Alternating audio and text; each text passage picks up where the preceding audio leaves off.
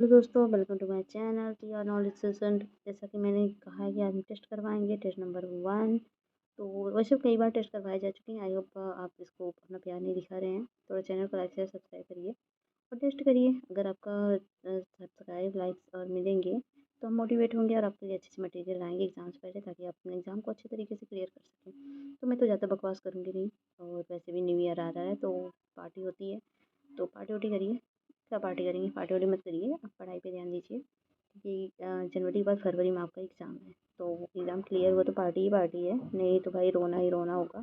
तो चलिए हम तैयारी में जोर देते हुए टेस्ट नंबर स्टार्ट करते हैं। अगर कोई टेस्ट में आपको प्रॉब्लम है, कोई क्वेश्चन समझ नहीं आ रहा, तो प्लीज़ आप कमेंट बॉक्स में बताइए। अगर कहीं से हमसे मिस्टेक हो रही है तो भी बताइए।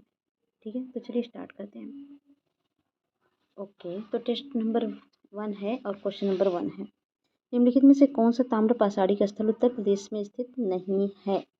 तो इसमें से नहीं है, नाहरान है, खराडी है और सोहगौरा तो उत्तर प्रदेश में स्थित तीनों है, लेकिन नौदा टोली जो है ये उत्तर प्रदेश में ना होकर मध्य प्रदेश में है।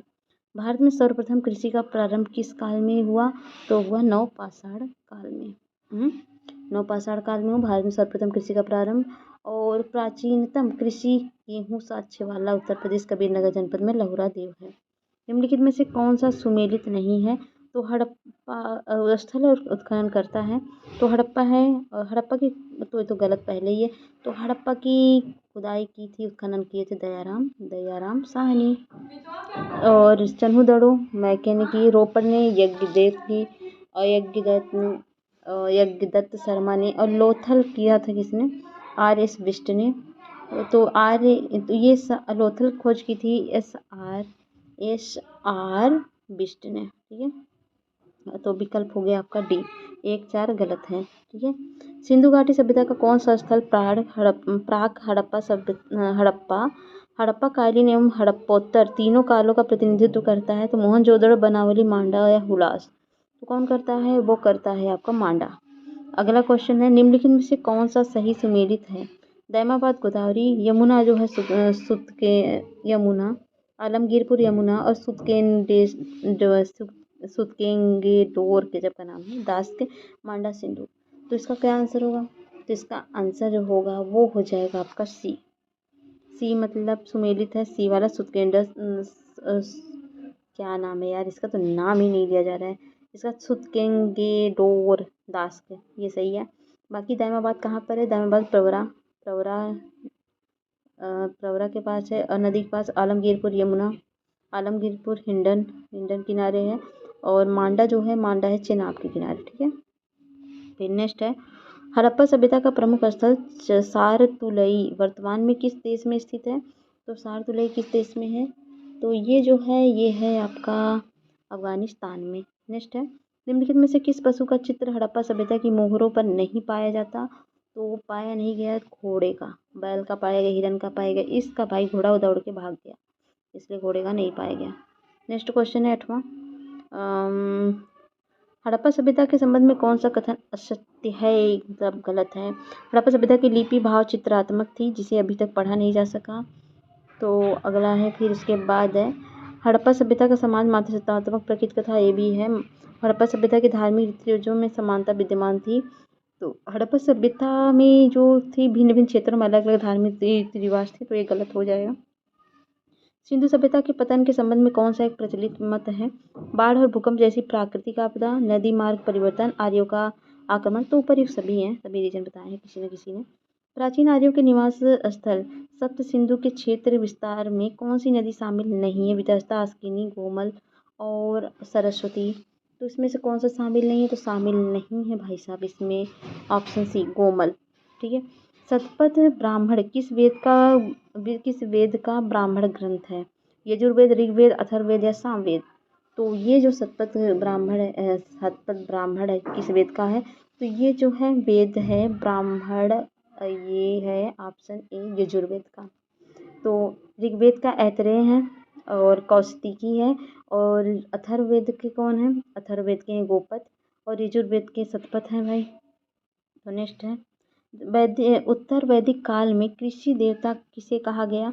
सूर्य को, इंद्र को, वरुण को या विष्णु को। तो भाई कृषि के देवता किसे कहेंगे? इंद्र को, जो बारिश करवाते हैं। निम्नलिखित में से कौन सा सुमेलित है? जैन तीर्थाकार हैं और प्रतीक चिन्ह है। तो नेमिनाथ का क्या है? तो इनका शंख है और शंख है। और अजीतनाथ का क्या है? अजीतनाथ का भाई हाथी है। और पार्श्वनाथ का सर्प है। सही है, पार्श्वनाथ का सर्प है। मलिन कलश का क्या है? मलिन इनका भैया है, मलिन जी का कलश है। और ऋषभ देव का बैल है। तो याद रखिएगा, तो इसमें ऑप्शन हो जाएगा आपका 13वें का शी, ये सही है, बाकी सब गलत है। बौद्ध धर्म के अनुसार कौन सा कथन मतलब सत्य है? बौद्ध आत्मा की सत्ता को स्वीकार करते हैं, बौद्ध पुनर्जन्म के सिद्धांत को नहीं मानते हैं। तो इसमें से जो सही है वो है उपर्युक्त में से कोई नहीं, क्योंकि बौद्ध दर्शन में संयुक्त दोनों कथन सत्य नहीं है। बौद्ध धर्म आत्मा की सत्ता को अस्वीकार करने के बावजूद पुनर्जन्म तथा कर्म के सिद्धांत को मानता है। फिर नेक्स्ट है, निम्नलिखित में से कौन सा सुमेलित नहीं है?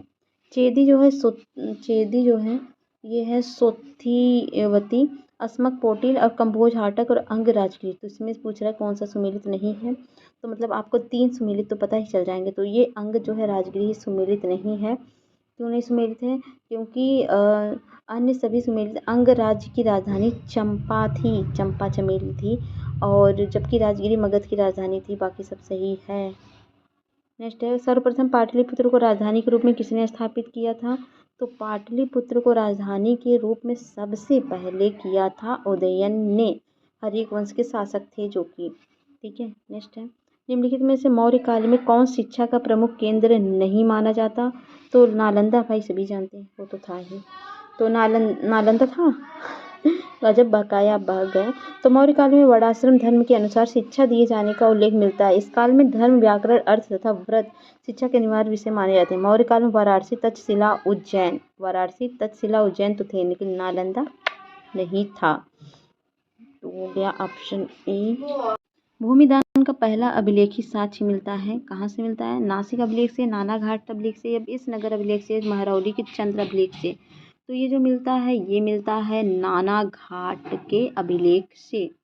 नेक्स्ट है, निम्नलिखित में से गुप्तकालीन पश्चिमी तट बंदरगाहों में कौन सा सर्वप्रथम बंदरगाह था? चौल बंदरगाह, कल्याण बंदरगाह, काम्बे बंदरगाह या भड़ौच बंदरगाह? तो ये जो था भड़ौच बंदरगाह। गुप्तकाल में पश्चिम तट के बंदरगाह भड़ौच, चौल, कल्याण, काम्बे प्रमुख थे। भृगु का छठा भड़ौच पश्चिमी भारत में प्रमुख बंदरगाह था, जहाँ से पश्चिम देशों की समुद्री यात्राएं वगैरह व्यापार होता था, जो भी होता था। तो बंदरगाह तो व्यापार तो होगा ही, कॉमनली बात है। तो भारत में हूण सत्ता की स्थापना किसके नेतृत्व में हुई थी? तोरमल, सार, महिरकुल या दंती दुर्ग के? तो ये हुआ था तोरमार। तो हूण मध्य एशिया की एक बर्बर जाति थी। इसका प्रमुख मतलब प्रथम आक्रमण स्कंदगुप्त के समय हुआ था, जिसका नेतृत्व खुसनवाज ने किया था। जबकि हूणों का दोबारा आक्रमण तोरमार के नेतृत्व में उसने चंद्रभागा नदी के पवैया नामक स्थान पर अपना शासन स्थापित किया। समुद्रगुप्त की प्रयाग प्रशस्ति में वर्णित दक्षिण भारत की विजय को कहा गया दिग्विजय, दक्षिण विजय, रणविजय या धर्म विजय? तो उसको कहा गया धर्म विजय। नेक्स्ट है, किस शासक को ग्रीक लेखकों ने अग्रमीज एवं जैंद्रमीज नाम से पुकारा? सिकंदर को, घनानंद को, अशोक को, चंद्रगुप्त को? तो ये जो पुकारा गया घनानंद को। नेक्स्ट है, गुप्तचर प्रणाली का वर्णन करने वाला प्रथम ग्रंथ है इंडिका, अर्थशास्त्र, दिव्यावदन या गार्गी संहिता? तो वो जो है वो है अर्थशास्त्र। नेक्स्ट है, किसके सिक्कों पर सकर्षण एवं वासुदेव दोनों अंकित हैं? तो अगाथोवलीज या हुविस्क या चंद्रगुप्त या भागभद्र? तो किसके सिक्कों पर है? तो ये हैं हुविस्क। तो कुषाणों ने ही सर्वप्रथम सोने के सिक्के चलाए, 124 ग्रेन के थे। हुविस्क के सिक्कों पर भारतीय देवी देवता पहले के कुषाण शासकों से अधिक मिलते हैं। इनमें बुद्ध, शिव, कार्तिकेय, विष्णु और सकर्षण, उमा आदि मिलते हैं। निम्नलिखित में से मंदसौर प्रशस्ति की रचना किसने की थी? वीरसेन साव ने, हरिशेर ने, वत्स भट्टी ने, कालिदास ने? तो किसने की थी? वो की थी वत्स भट्टी ने। नेक्स्ट है, निम्नलिखित में से कौन सा सुमेलित नहीं है? प्रियदर्शिका, हर्षचरितवार्भट, सूर्य शतक, मयूर, और मयूर शतक जो है जयसेन। तो ये जो आंसर हो जाएगा वो हो जाएगा आपका डी, तो मयूर शतक तो ये जयसेन ने की। तो बाकी सुमेलित है, पढ़ लीजिए। निम्नलिखित में से अशोक ने किस गुफा का निर्माण बिहार के बराबर पहाड़ी में नहीं करवाया? सुदामा गुफा का, लोमरसी गुफा का, कड़ चौपार गुफा का या विश्व झोपड़ी गुफा का? तो इसका आंसर जो हो जाएगा वो हो जाएगा लोमरसी गुफा का। अशोक ने राज्याभिषेक के 12वें और 19वें वर्ष सुदामा विश्व झोपड़ी और कड़ चौपार गुफा का निर्माण बराबर पहाड़ी में करवाया था, जबकि अशोक पौत्र दशरथ ने नागार्जुनी पहाड़ी में लोमर्सी गुफा का निर्माण करवाया था। मौर्य काल में करों में कौन सा एक प्रकार धार्मिक कर था? बलि, रज्जु, विविध या हरिण? तो इसमें जो धार्मिक कर था बलि था।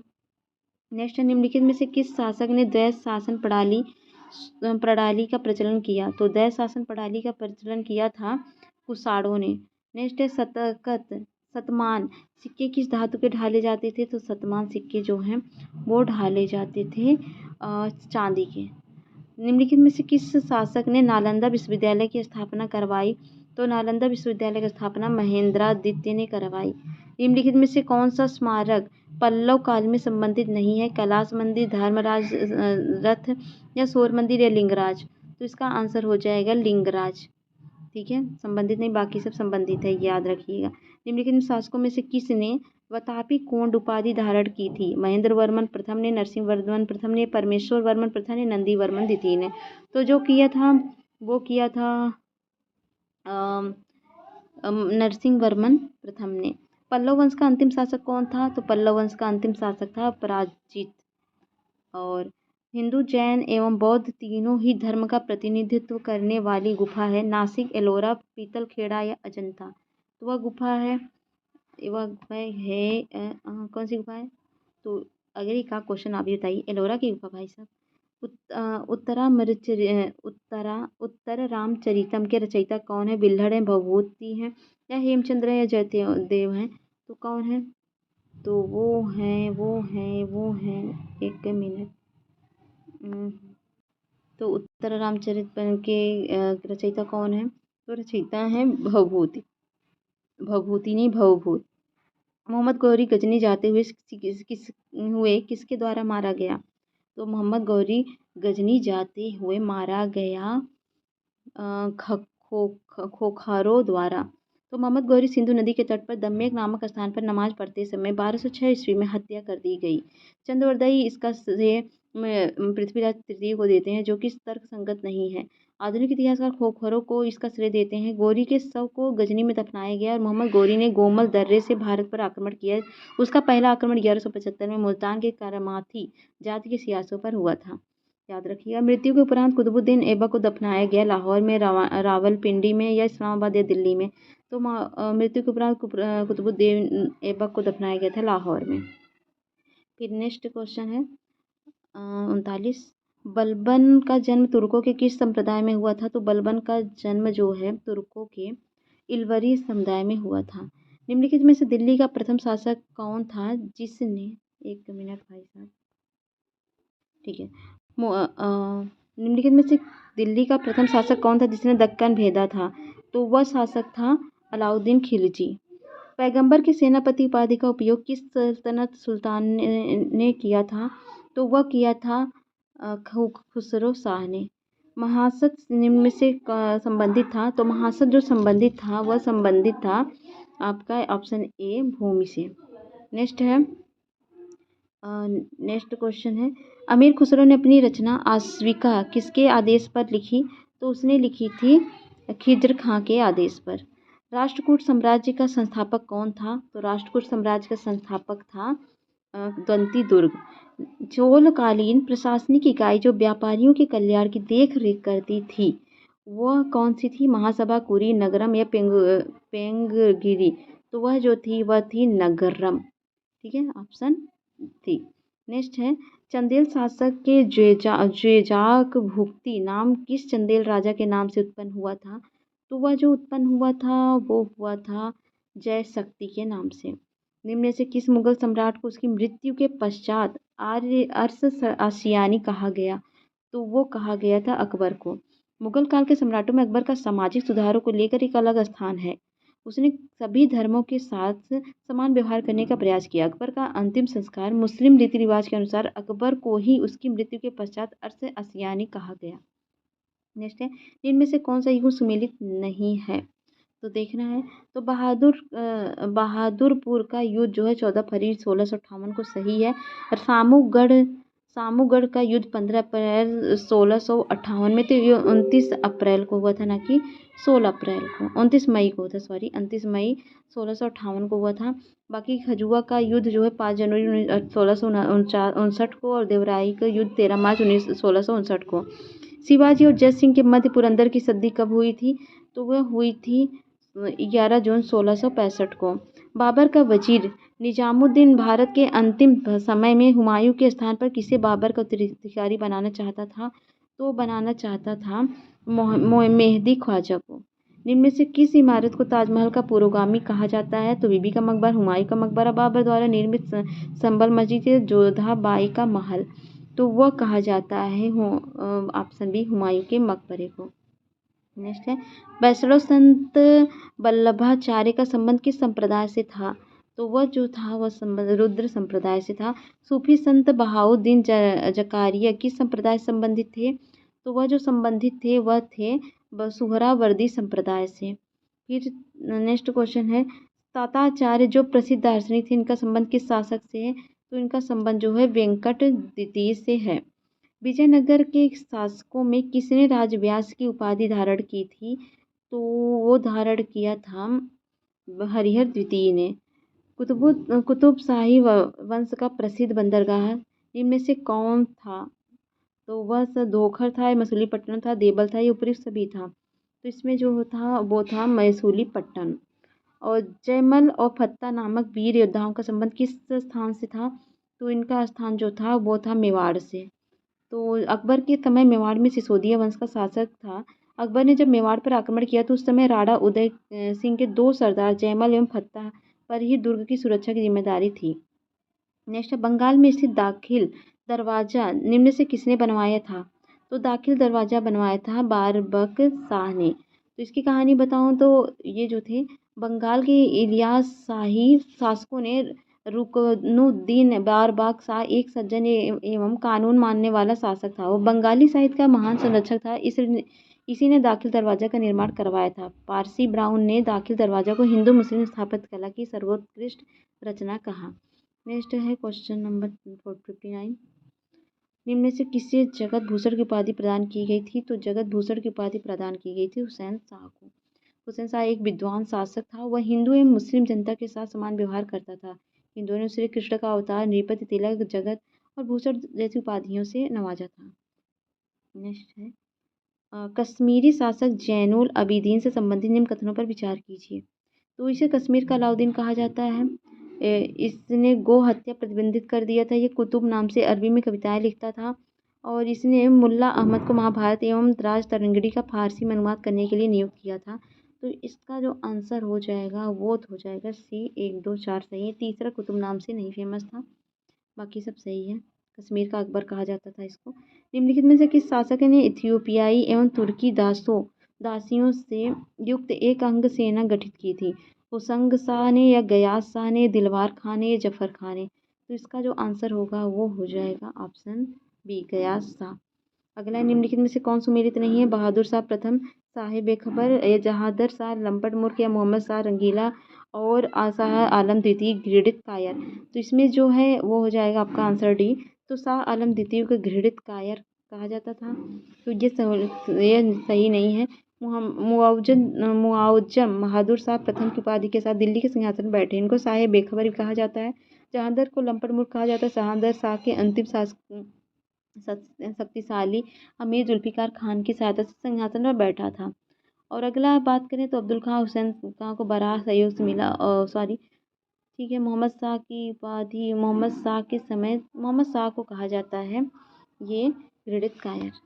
अगला है, आमेर के राजा जयसिंह द्वारा आधुनिक उपकरणों से युक्त वेधशाला निम्न से किस स्थान में बनवाई गई? तो अजमेर में, जयपुर, दिल्ली या उज्जैन में? तो ये जब बनवाई गई थी अजमेर में बनवाई गई थी। निम्न से कौन सा कथन टीपू सुल्तान के बारे में सत्य नहीं है?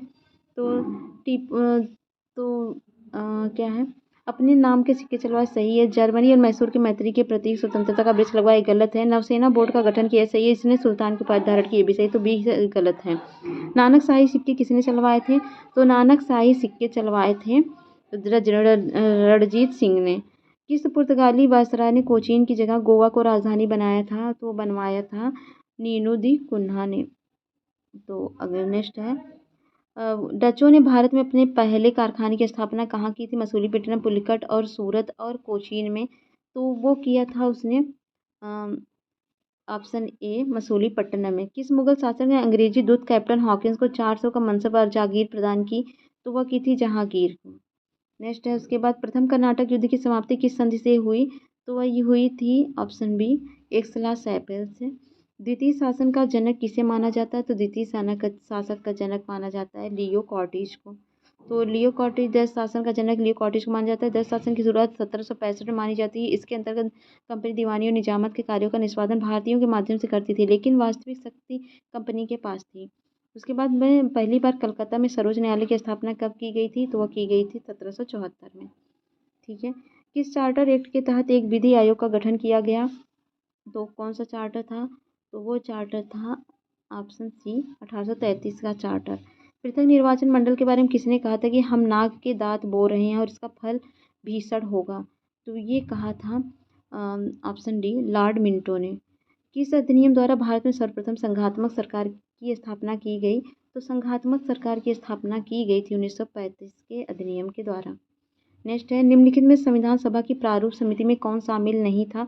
के एम मुंशी, सर सैयद अहमद सादुल्ला या जेबी कृपलानी या एन गोपाला स्वामी अयंगर। तो इसमें शामिल नहीं थे जेबी कृपलानी। नेक्स्ट है निम्न में से कौन सा कार्य वायसराय लॉर्ड विलियम बेंटिंक से संबंधित नहीं है? सती प्रथा की समाप्ति, ठगी की समाप्ति या नरबली का प्रथा का अंत या व्यापगत की सिद्धांत की शुरुआत?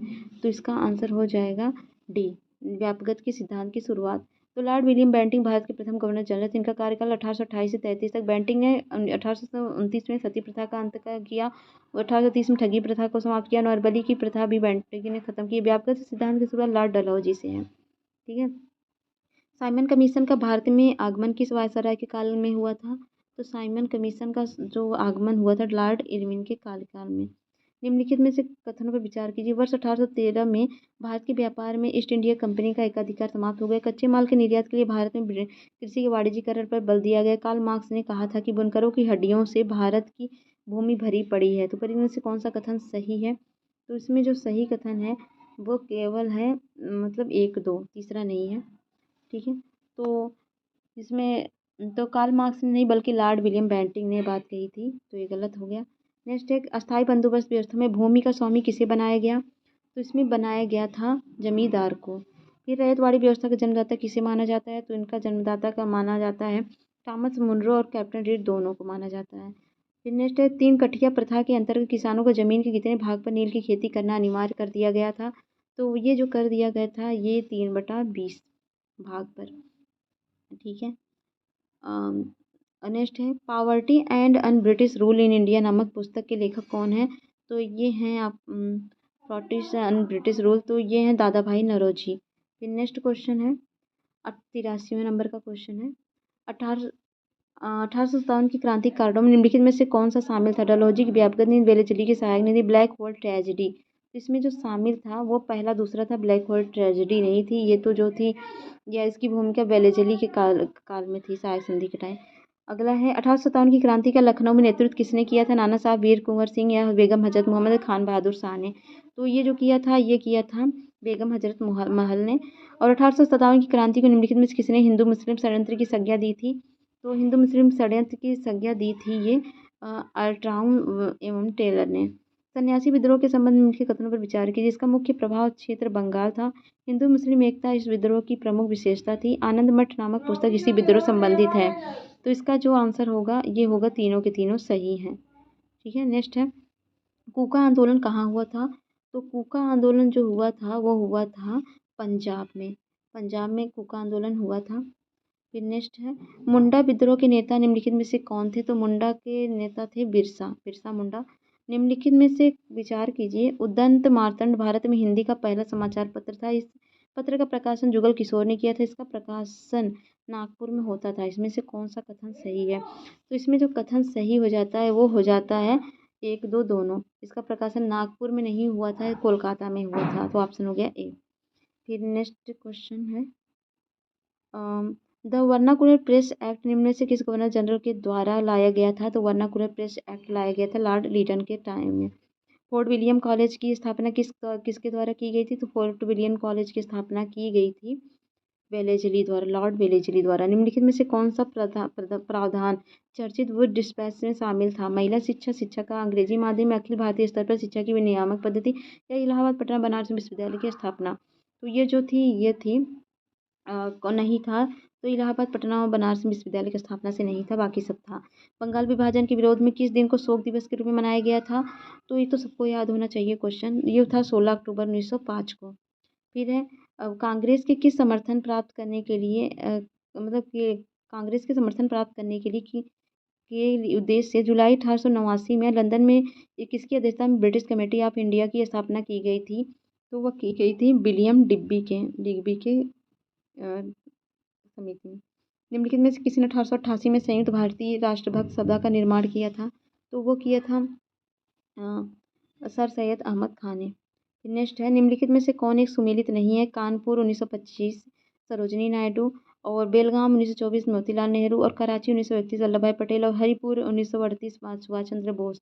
तो इसका जो आंसर हो जाएगा वो 96 होगा, मोतीलाल नेहरू ने थे। बेलगाम में तो महात्मा गांधी थे, एक में ही तो भाग लिए थे वो। अगला निम्नलिखित में से कौन सा नेता गर्मपंथी नहीं था? बाल गंगाधर तिलक, मदन लाल, उधम सिंह और गोपाल कृष्ण मतलब गोखले। तो इसमें जो थे वो नहीं थे, गोपाल कृष्ण गोखले ये नरम दल से थे, ना कि गर्म दल से। अगला है निम्नलिखित में से किसे भारतीय अशांति के जनक के रूप में जाना जाता है? तो वह जाना जाता है बाल गंगाधर तिलक को। 1908 के अलीपुर षड्यंत्र मामले में सरकारी गवाह बन गए थे नरेंद्र गोसाई, कन्हई लाल दत्त और सत्येंद्र बोस या बरीन्द्र घोष। तो इसमें बन गए थे नरेंद्र गोसाई। राम प्रसाद बिस्मिल, अशफाक उल्लाह, रोशन लाल और राजेंद्र राही को किस केस में फांसी की सज़ा सुनाई गई थी? तो इनको जो सज़ा सुनाई गई थी वो सुनाई गई थी काकोरी कांड के लिए। पूना की प्लेग कमेटी के अध्यक्ष रैंड और लेफ्टिनेंट आयर्स की हत्या किसने की थी? तो इनकी हत्या की थी चापेकर बंधु ने। निम्नलिखित में से कौन मुजफ्फरनगर में किंग्सफोर्ड बम कांड में शामिल था? विनायक देशपांडे, खुदीराम बोस, बटुकतर दास और कन्हई लाल दत्त। तो इसमें जो शामिल थे वो थे खुदीराम बोस। नेक्स्ट है निम्नलिखित में से किसने निष्क्रिय विद्रोह के सिद्धांत का प्रतिपादन किया था? गोपाल कृष्ण गोखले, बाल गंगाधर तिलक, लाजपत राय या अरविंद घोष। तो इसमें किया था अरविंद घोष ने। फिर है नेक्स्ट, मैं फटाफट करवा रही हूँ ताकि आप फटाफट अपना रिवीजन करिए, इतना टाइम नहीं है कि मैं एक्सप्लेन करूँ। अगर आपको समझ नहीं आता तो आप पूछ लीजिएगा। केशव बलीराम गेवार ने कब राष्ट्रीय स्वयंसेवक संघ की स्थापना की थी? किस दिसंबर 1924 को, 27 सितंबर 1925 को, 11 जुलाई 1926 को, 18 नवंबर 1927 को। तो इसका आंसर हो जाएगा बी, 27 सितंबर 1925 को। निम्नलिखित में से कौन हिंदुस्तान रिपब्लिक एसोसिएशन का सदस्य नहीं था? भगत सिंह, चंद्रशेखर आजाद, राम प्रसाद बिस्मिल या शिव वर्मा। तो इसका आंसर हो जाएगा शिव वर्मा। नेक्स्ट है निम्नलिखित में से कौन सा युग्म सुमेलित नहीं है? तो दिल्ली षड्यंत्र केस अमीर चंद्र, काकोरी कांड अशफाक उल्लाह, लाहौर षड्यंत्र केस जतीन दास या नासिक षड्यंत्र केस रास बिहारी बोस। तो इसका जो आंसर हो जाएगा वो हो जाएगा डी, रास बिहारी बोस का संबंध दिल्ली षड्यंत्र केस से है, ना कि नासिक से। तो ये दिल्ली षड्यंत्र केस से है। अगला है भगत सिंह, सुखदेव और राजगुरु को किस केस में फांसी की सजा सुनाई गई थी? तो इन लोग को फांसी की सजा सुनाई गई थी लाहौर केस षड्यंत्र में। निम्नलिखित में किसने लंदन में इंडियन होम रूल सोसाइटी को प्रारंभ किया था? रासबिहारी बोस, सोहन सिंह भाकना या भीकाजी रुस्तम कामा या श्यामाजी कृष्ण वर्मा। तो इसका आंसर हो जाएगा ऑप्शन डी, श्यामाजी कृष्ण वर्मा। सही उत्तर का चुनाव करिए। मेरठ षड्यंत्र case, Hindustan socialist Republic association का गठन और कांग्रेस सोशलिस्ट पार्टी का गठन, कानपुर षड्यंत्र केस। तो इसको क्या करना है, कोड है तो इनको लगाना है शायद क्रोनोलॉजी में, ठीक है। तो एक मिनट, तो मेरठ का षड्यंत्र केस 1929 में हुआ था, और हिंदुस्तान सोशलिस्ट रिपब्लिक एसोसिएशन का गठन हुआ था 1928 में, और जो है कांग्रेस सोशलिस्ट पार्टी का गठन हुआ था 1934 में, और कानपुर षड्यंत्र हुआ था 1924 को। तो इसका आंसर हो जाएगा आपका 4, 2, 1, 3। तो ऑप्शन हो जाएगा सी। नेक्स्ट है बंगाल के राष्ट्रवादी मुसलमानों ने कब अहरार आंदोलन शुरू किया था? तो ये शुरू किया था 1906 में। तो एका आंदोलन के संदर्भ में निम्नलिखित में से कौन सा कथन सही है? 1921 से 22 में बंगाल किसानों ने एका आंदोलन चलाए। एका आंदोलन के प्रमुख नेता मदारी पासी और सहरेब थे। तो इसमें से कौन सा कोट सही है? तो ये जो है ये सही है। केवल दूसरा एक आंदोलन चलाया गया था। तो ये 1 अप्रैल 1921-22 में अवध के किसानों ने एक आंदोलन चलाया था। ये आंदोलन हरदोई, बहराइच, सुल्तानपुर, बाराबंकी और सीतापुर क्षेत्र में केंद्रित था। नेक्स्ट है 112 नंबर का डिफेंस ऑफ इंडिया एक्ट 1915 के संदर्भ में निम्नलिखित कथन पर विचार कीजिए। इस अधिनियम के मुख्य उद्देश्य प्रथम विश्व युद्ध के दौरान उसके बाद भारतीय स्वतंत्रता आंदोलन के राष्ट्रवादी और क्रांतिकारी गतिविधियों को रोकने का था। इस अधिनियम ने स्थानीय सरकार को परीक्षणों के लिए 3 आयुक्तों को नियुक्त करने की शक्तियां दी जो उच्च न्यायालय के न्यायाधीशों के पद से नीचे हो सकते थे। इनमें से कौन सा कथन सही है? तो ये जो कथन सही है ये आपका हो जाएगा, दोनों के दोनों कथन सही हैं। ठीक है, ऑप्शन सी। क्वेश्चन है, एक मिनट। तो 109 नंबर का क्वेश्चन है, सही उत्तर चुनिए। मेरठ षड्यंत्र case, Hindustan socialist Republic association का गठन, और ये तो हो चुका था। 113 नंबर क्वेश्चन से करना था ना। निम्नलिखित घटनाओं को उनकी कालानुक्रम में व्यवस्थित कीजिए। तो चलिए कालानुक्रम में व्यवस्थित करते हैं। तो अलीपुर बम षड्यंत्र केस कब हुआ था? तो अलीपुर बम षड्यंत्र केस 1908 में हुआ था। चटगांव शस्त्रागार छापा कब हुआ था? तो ये हुआ था चटगांव शस्त्रागार छापा जो हुआ था ये 18 अप्रैल 1930 को हुआ था, 1930 को। और उसके बाद काकोरी ट्रेन डकैती केस जो हुआ था, ये काकोरी ट्रेन डकैती केस हुआ था 1925 को, 1925 को। और डलहौजी स्क्वायर बम कांड तो ये हुआ था 1930 को, मतलब ये हुआ था 1930 को, 25 अगस्त को। और ये जो अगला है 21 में और हुआ था 1930 को, ये अप्रैल में हुआ था। और दिल्ली लाहौर षड्यंत्र केस कब हुआ था? तो दिल्ली लाहौर षड्यंत्र केस 1912 में हुआ था। तो इस तरह से जो ऑप्शन होगा वो हो जाएगा आपका 1, 5, 3, 2, 4। ऑप्शन हो जाएगा सी, ऑप्शन सी। नेक्स्ट है, नीचे दिए कोट का उपयोग कर निम्नलिखित घटनाओं को कालक्रम में व्यवस्थित कीजिए। खेड़ा सत्याग्रह कब हुआ था? तो खेड़ा सत्याग्रह हुआ था, एक मिनट, खेड़ा सत्याग्रह 1918 में हुआ था, 1918। और रॉलेट एक्ट 1919। अहमदाबाद मिल मजदूर केस जो था ये था 1918 में ही हुआ था। खेड़ा कब हुआ था? एक मिनट। और चंपारण जो हुआ था, चंपारण 1917 में हुआ था।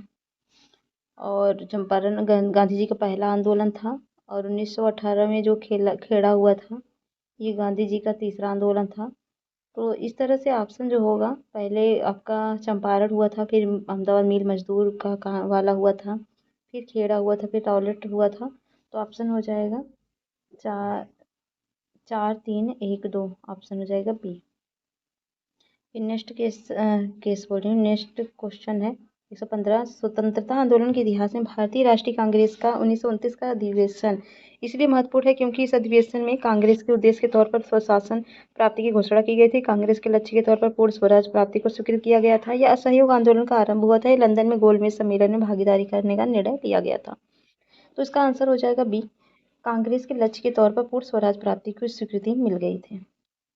तो नेक्स्ट क्वेश्चन है 116, इल्बर्ट विधेयक विवाद ने किस मुद्दे को बढ़ावा दिया था? तो भारतीय और यूरोपीय लोगों के मध्य नस्ली भेदभाव को या भारतीय सीमाओं पर, विशेषकर उत्तर पश्चिमी सीमा पर सुरक्षा में चूक या सरकार द्वारा भारतीय मीडिया घरानों का दमन करना और उनका राष्ट्रीयकरण करना था। तो इसका जो आंसर होगा वो हो जाएगा आपका पहला सही है केवल। तो पहले इसके बारे में बता दूं तो कानून के सदस्य सीपी इल्बर्ट ने 1833 न्यायपालिका में इस भेदभाव को समाप्त करने हेतु विधेयक पेश किया था। लेकिन यूरोपीय लोगों ने इस विधेयक का कड़ा विरोध किया था, न कि इसका जो भी कुछ किया था।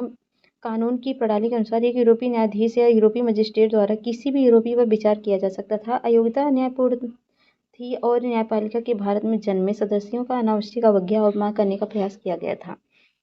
तो ऑप्शन ए सही है। निम्नलिखित में से कौन सा जवाहरलाल नेहरू का जीवनीकार है? तो उनके जीवनीकार जो हैं इनमें से कौन है? फ्रैंक मोरिस, डॉम मोरिस या लुई फिशर या वेब मिलर। तो जो हैं वो हैं फ्रैंक मोरिस। ठीक है, अगला है, खिलाफत आंदोलन को मोहम्मद अली जिन्ना द्वारा प्रारंभ किया गया था। इस आंदोलन ने पुनः हिंदू मुस्लिम के बीच की दूरी को बढ़ा दिया था। तो कौन सा कथन सही है? तो इसमें जो सही है वो हो जाएगा आपका दोनों कथन गलत हैं। तो लाल बहादुर खिलाफत आंदोलन प्रारंभ करने का श्रेय अली बंधु शौकत अली को जाता है, ना कि मोहम्मद अली जिन्ना को जाता है।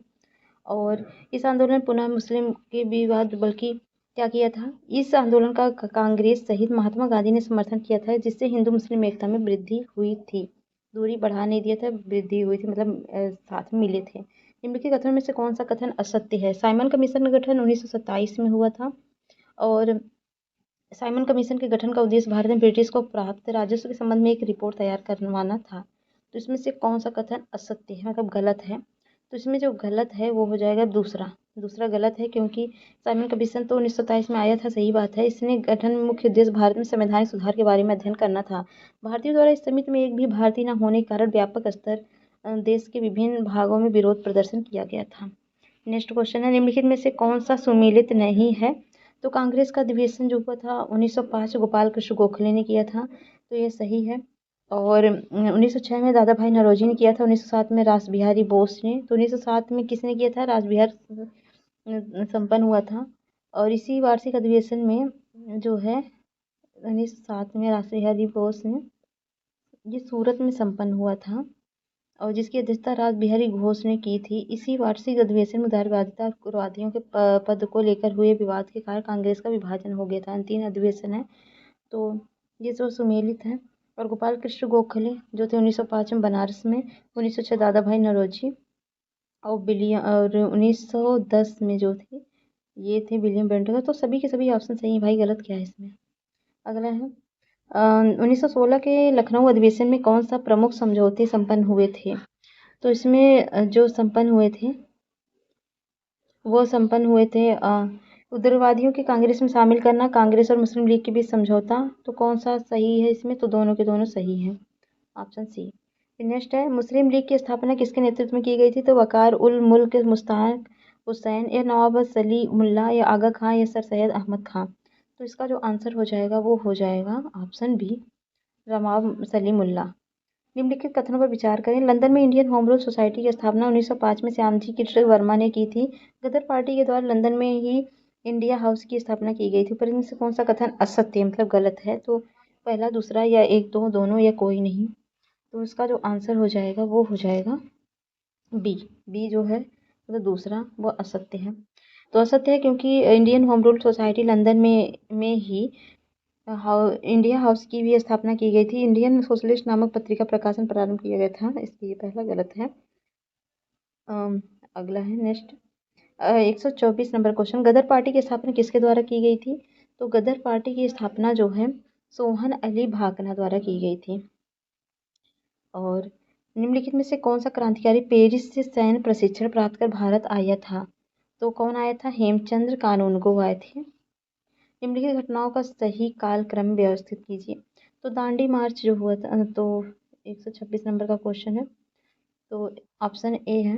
दांडी मार्च कब हुआ था? 5 मार्च ये 1930 को। मैकडोनाल्ड अवार्ड जो मिला था ये 16 अगस्त 1932 को। और ये तृतीय गोलमेज सम्मेलन जो कब हुआ था? तो ये हुआ था 17 नवंबर से 24 दिसंबर 1932। का पूना पैक्ट जो हुआ था, पूना पैक्ट हुआ था 25 सितंबर 1932। तो इसका जो कालक्रम हो जाएगा वो हो जाएगा ऑप्शन ए, 1, 3 और 4, 2। नेक्स्ट है निम्नलिखित में से किसके द्वारा all India entry untouchability league की गई थी? महात्मा गांधी, भीमराव अम्बेडकर, घनश्याम दास बिड़ला, तेज बहादुर सप्रू। तो इसका जो आंसर हो जाएगा वो हो जाएगा महात्मा गांधी। 1937 के चुनाव में निम्नलिखित में से किस प्रांत में कांग्रेस सरकार नहीं बनी थी? संयुक्त प्रांत में, मद्रास, पंजाब, या बंगाल में। तो किसमें नहीं बनी थी कांग्रेस की सरकार? तो वो नहीं बनी थी मतलब संयुक्त प्रांत में और पंजाब में नहीं बनी थी। नहीं, हाँ, नहीं, ये आंसर नहीं होगा। आंसर हो जाएगा 3, 4, पंजाब और बंगाल में नहीं बनी थी। 1939 में सुभाष चंद्र बोस द्वारा कांग्रेस के अध्यक्ष के पद में इस्तीफा देने के बाद किसे भारतीय राष्ट्रीय कांग्रेस का अध्यक्ष चुना गया था? तो वह चुना गया था डॉक्टर राजेंद्र प्रसाद को। निम्नलिखित में से कब मुस्लिम लीग द्वारा द्विराष्ट्र का सिद्धांत प्रस्तावित किया गया था? तो ये पारित किया गया था 1940 को। फिर नेक्स्ट है निम्नलिखित प्रस्ताव। अगस्त प्रस्ताव के बारे में निम्नलिखित कथनों पर विचार कीजिए। प्रस्ताव स्वीकार किए जाने के तुरंत बाद भारत को डोमिनियन स्टेट का दर्जा दिया जाएगा, ये बात हुई थी। या दूसरा है वायसराय की कार्यकारिणी में सभी सदस्य भारतीय होंगे। तो कौन सा कथन इसमें सही है, विचार करना है। तो दोनों कथन गलत हैं। तो इसकी बात करें तो भारत की डोमिनियन स्टेट का दर्जा दिए जाने की बात अनिश्चित भविष्य में की गई थी। वायसराय की कार्यकारिणी में प्रस्ताव में प्रधान सेनापति भारतीय नहीं होगा, यह प्रावधान था। दिए गए दोनों कथन सत्य नहीं है। निम्नलिखित में किसके द्वारा क्रिप्स मिशन के प्रस्तावों को दिवालिया होने वाला बैंक कहा था। तो किसने कहा था, तो ये कहा था जवाहरलाल नेहरू ने। तो जवाहरलाल नेहरू के क्रिप्स मिशन प्रस्तावों को दिवालिया होने वाला बैंक कहा था। क्रिप्स मिशन के प्रस्ताव के विषय में अंत कथन था महात्मा गांधी का उत्तर दिनांकित चेक और पट्टाभी सीतारामैया का था अगस्त प्रस्ताव का परिवर्धित संस्करण मात्र। तो इस तरह के इन लोग के कथन थे उसमें। निम्नलिखित में से कौन सा क्रिप्स मिशन से वार्तालाप के दौरान कांग्रेस के मुख्य प्रवक्ता थे। तो कांग्रेस के मुख्य प्रवक्ता कौन थे, मौलाना अबुल कलाम आज़ाद थे। निम्नलिखित में से किसके द्वारा 1942 में भारत छोड़ो प्रस्ताव प्रस्तुत किया गया था। तो ये प्रस्तुत किया गया था जवाहरलाल नेहरू द्वारा। तो 1942 में मुंबई के ग्वालिया टैंक मैदान में हुई कांग्रेस का अधिवेशन जवाहरलाल नेहरू द्वारा भारत छोड़ो प्रस्ताव प्रस्तुत किया गया था। इस प्रस्ताव का समर्थन सरदार वल्लभ भाई पटेल द्वारा किया गया था। भारत छोड़ो आंदोलन के दौरान गठित समानांतर सरकार के विषय में निम्नलिखित में से कौन सा सम्मिलित नहीं है। बलिया चीतू पांडे, सतारा V.Y. चौहान और तामलुक मांतगेनी हजारा। तो इसमें एक है केवल एक, केवल दो, केवल तीन, ये सभी सम्मिलित हैं। तो इसका जो आंसर हो जाएगा वो हो जाएगा केवल तीन, केवल तीसरा सम्मिलित है और बाकी नहीं है। क्योंकि भारत छोड़ो तो बंगाल में मिदनापुर में तामलुक नामक स्थान पर सतीश सावंत के नेतृत्व में समानांतर सरकार का गठन किया गया था और उस सरकार ने जातीय सरकार भी कहा जाता है। तो ठीक है, अगला है नेक्स्ट। निम्नलिखित में सही कालानुक्रम में लगाइए CR formula, Liaquat Ali Desai pact और वेबेल योजना। तो सही कालक्रम में लगाना है। CR फार्मूला कब आया था, 10 जुलाई 1944 को। और जो लियाकत अली देसाई पैक्ट आया था अप्रैल 1945 को। और वेबेल जो आया था 14 जून 1945 को, ये अप्रैल में आया था। और ये जो है 10 जुलाई 1944 को आया था। तो हो जाएगा कालानुक्रम में ऑप्शन ए 1, 2, 3। नेक्स्ट क्वेश्चन है 1945 में शिमला समझौता सम्मेलन निम्नलिखित में किसने भाग नहीं लिया था। तो शिमला समझौता में भाग नहीं लिया था हिंदू सभा ने। तो शिमला समझौता जो 1945 में जो हुआ था, महासभा को वायसराय द्वारा भाग लेने की अनुमति नहीं दी गई थी, इसलिए हिंदू सभा सम्मेलन भाग नहीं ली थी। नेक्स्ट क्वेश्चन है 138 कैबिनेट मिशन के प्रस्ताव के विषय में निम्नलिखित कथनों में से विचार कीजिए। पाकिस्तान की मांग को नकार दिया गया था, भारत में संघीय शासन की स्थापना की गई थी, संविधान सभा के गठन के बाद की गई थी। इसमें से कौन सा कथन सत्य है। तो इसमें जो सत्य कथन है वो है 1, 2, 3, तीनों के तीनों सही हैं। लगाना CR फार्मूला कब आया था, 10 जुलाई 1944 को। और जो लियाकत अली देसाई पैक्ट आया था अप्रैल 1945 को। और वेबेल जो आया था 14 जून 1945 को, ये अप्रैल में आया था। और ये जो है 10 जुलाई 1944 को आया था। तो हो जाएगा कालानुक्रम में ऑप्शन ए 1, 2, 3। नेक्स्ट क्वेश्चन है 1945 में शिमला समझौता सम्मेलन निम्नलिखित में किसने भाग नहीं लिया था। तो शिमला समझौता में भाग नहीं लिया था हिंदू सभा ने। तो शिमला समझौता जो 1945 में जो हुआ था, महासभा को वायसराय द्वारा भाग लेने की अनुमति नहीं दी गई थी, इसलिए हिंदू सभा सम्मेलन भाग नहीं ली थी। नेक्स्ट क्वेश्चन है 138 कैबिनेट मिशन के प्रस्ताव के विषय में निम्नलिखित कथनों में से विचार कीजिए। पाकिस्तान की मांग को नकार दिया गया था, भारत में संघीय शासन की स्थापना की गई थी, संविधान सभा के गठन के बाद की गई थी। इसमें से कौन सा कथन सत्य है। तो इसमें जो सत्य कथन है वो है 1, 2, 3, तीनों के तीनों सही हैं। एक मिनट, 139 नंबर का क्वेश्चन है भारत के आज़ादी के समय निम्नलिखित में से कौन सा भारतीय राष्ट्रीय कांग्रेस का अध्यक्ष थे। मौलाना अबुल कलाम आज़ाद, आचार्य JB कृपलानी या जवाहरलाल नेहरू, सरदार वल्लभ भाई पटेल। तो कौन थे, वो थे आचार्य JB कृपलानी। फिर नेक्स्ट है निम्नलिखित में से कौन सा रेजिमेंट आज़ाद हिंद फौज के अंतर्गत गठित नहीं किया गया था। गांधी रेजिमेंट, नेहरू रेजिमेंट या पटेल रेजिमेंट या आज़ाद रेजिमेंट। तो इसका आंसर हो जाएगा पटेल रेजिमेंट। ठीक है, 140 क्वेश्चन होते हैं ROE में, 140 कंप्लीट हो चुके हैं। तो अगर वीडियो पसंद आता है तो लाइक से सब्सक्राइब करिए। मिलते हैं नेक्स्ट वीडियो में, तब तक के लिए जय हिंद, जय भारत।